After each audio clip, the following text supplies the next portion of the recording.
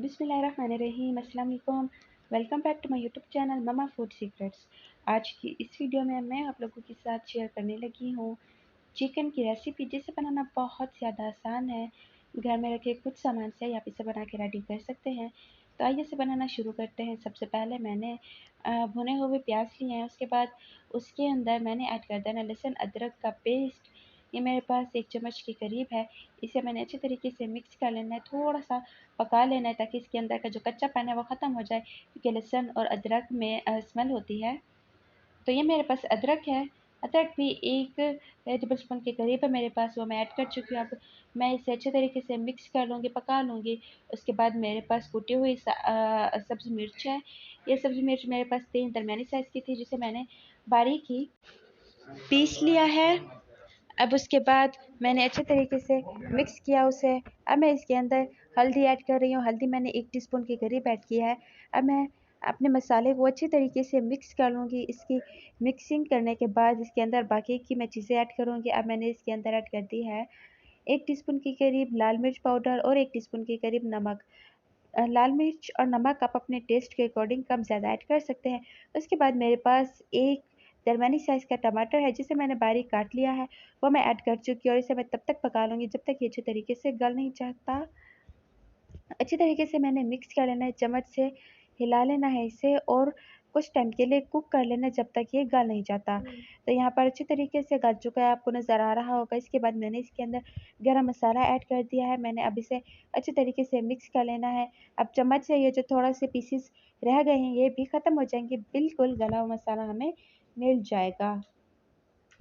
Mixing कर लेने के बाद मैंने इसके अंदर मटर ऐड कर देने हैं। पहले मैंने मटर धो के रखे हुए थे, क्योंकि मटर को पहले ऐड करना है हमने। उसके बाद मेरे पास छोटी साइज़ के प्याज है, वो मैं ऐड कर रही हूँ। आलू की जगह मैं प्याज को यूज़ कर रही हूँ। इसके टेस्ट बहुत अच्छा, गर्मियों में ये बहुत ज़्यादा मज़े के लगते हैं।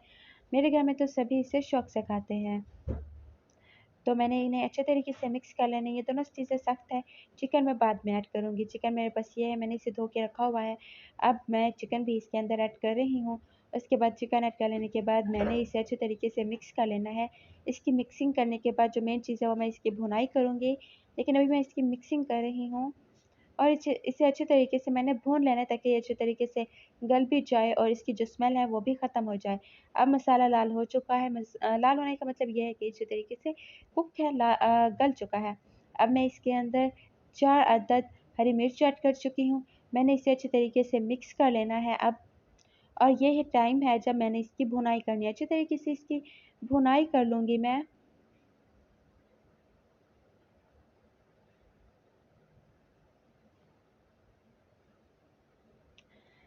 तो मिक्सिंग इसकी मैं कर रही हूँ। अब तकरीबन ये भून चुका है। मैंने इसके अंदर मेन चीज़ ऐड कर देनी है, वो ये है कि मैंने इसके अंदर दही ऐड कर देनी है। दही मेरे पास 1 प्याली के करीब है, वो मैं सारी की सारी ऐड कर चुकी हूँ। घर की बनी दही भी यूज़ कर सकते हैं आप, और बाज़ार वाली दही भी यूज़ कर सकते हैं आप। उसके बाद मैंने इसे चम्मच से मिक्स कर लेना है अच्छे तरीके से। मैंने इन सारी चीज़ों की मिक्सिंग करनी है और फिर मैंने चिकन को दही के साथ भून लेना है, क्योंकि दही में भी एक स्मेल होती है, वो हमने ख़त्म करनी है।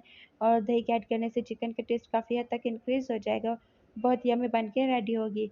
उसके बाद आपको दिख रहा होगा कि दही बिल्कुल गायब भी हो चुकी है। इट मीन्स के दही के साथ भी हम चिकन को भून चुके हैं।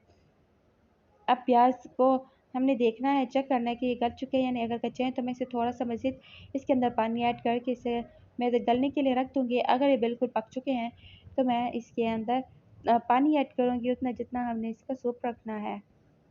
तो प्याज बिल्कुल अच्छे तरीके से गल चुके हैं, इसका छिलका उतरना शुरू हो चुका है। तो अब मैंने इस टाइम पर इसके अंदर पानी ऐड कर देना है।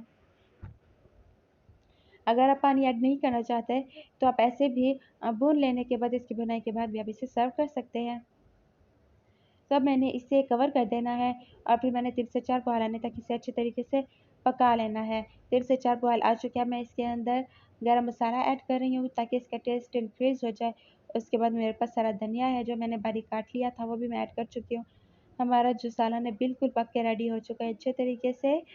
सो गाइस, आज की वीडियो कैसी लगी? अगर वीडियो पसंद आई हो तो फैमिली फ्रेंड्स के साथ ज़रूर शेयर कीजिएगा। प्लीज़ लाइक करें, कमेंट करें, शेयर करें और सब्सक्राइब करें। Thanks for watching.